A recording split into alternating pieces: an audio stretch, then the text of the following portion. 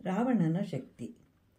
ಬ್ರಹ್ಮನ ವರಪ್ರಸಾದದಿಂದ ರಾವಣನು ಮನುಷ್ಯರನ್ನು ಬಿಟ್ಟು ಉಳಿದ ಎಲ್ಲ ಪ್ರಾಣಿಗಳಿಂದಲೂ, ಗಂಧರ್ವ, ಪಕ್ಷಿ, ಸರ್ಪಗಳಿಂದಲೂ ಸಹ ವಧಿಸಲು ಸಾಧ್ಯವಿಲ್ಲ.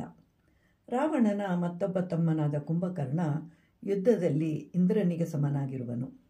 ರಾವಣನ ಸೇನಾಧಿಪತಿಯಾದ ಪ್ರಹಸ್ತನು ಕೈಲಾಸದಲ್ಲಿ ನಡೆದ ಯುದ್ಧದಲ್ಲಿ ಕುಬೇರನ ಸೇನಾಪತಿಯಾದ ಮಣಿಭದ್ರನನ್ನು ಸೋಲಿಸಿರ್ತಾನೆ.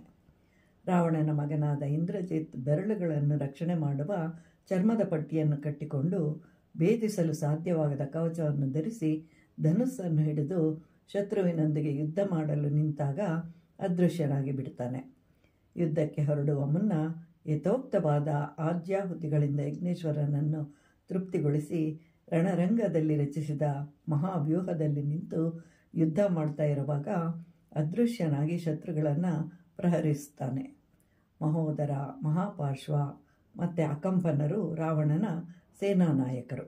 ಇವರೆಲ್ಲರೂ ಲೋಕಪಾಲಕರ ಪರಾಕ್ರಮಕ್ಕೆ ಸಮನಾಗಿ ಯುದ್ಧದಲ್ಲಿ ಹೋರಾಡುತ್ತಾರೆ. ಲಂಕೆಯಲ್ಲಿ ರಕ್ತ ಮಾಂಸಾಹಾರಿಗಳಾದ ಮತ್ತು ಇಷ್ಟ ಬಂದಂತೆ ವೇಷಗಳನ್ನು ಧರಿಸಲು ಸಮರ್ಥರಾದ 10 ಕೋಟಿ 1000 ರಾಕ್ಷಸರಿದ್ದಾರೆ. ಇಂತಹವರೊಂದಿಗೆ ರಾವಣನು ಯುದ್ಧ ಮಾಡ್ತಾನೆ.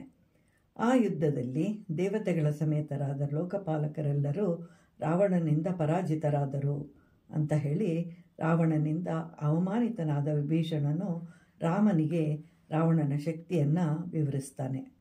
ಹೀಗೆ ರಾವಣನ ಶಕ್ತಿಯನ್ನು ತಿಳಿದುಕೊಂಡ ಬಳಿಕ ರಾಮ ವಿಭೀಷಣನಿಗೆ ಹೀಗೆ ಹೇಳ್ತಾನೆ: ಪ್ರಹಸ್ತನನ್ನು, ಪುತ್ರರಿಂದ ಕೂಡಿದ ರಾವಣನನ್ನು ಸಂಹರಿಸಿ ಲಂಕಾಪಟ್ಟಣಕ್ಕೆ ನಿನ್ನನ್ನು ರಾಜನನ್ನಾಗಿ ಮಾಡ್ತೇನೆ. ಲಕ್ಷ್ಮಣ, ಈಗಲೇ ಹೋಗಿ ಸಮುದ್ರದಿಂದ ತೀರ್ಥವನ್ನು ತೆಗೆದುಕೊಂಡು ಬಾ, ಅದರಿಂದ ವಿಭೀಷಣನಿಗೆ ರಾಜ್ಯಾಭಿಷೇಕ ಮಾಡು ಅಂತ ಹೇಳ್ತಾನೆ ರಾಮ ಲಕ್ಷ್ಮಣನಿಗೆ.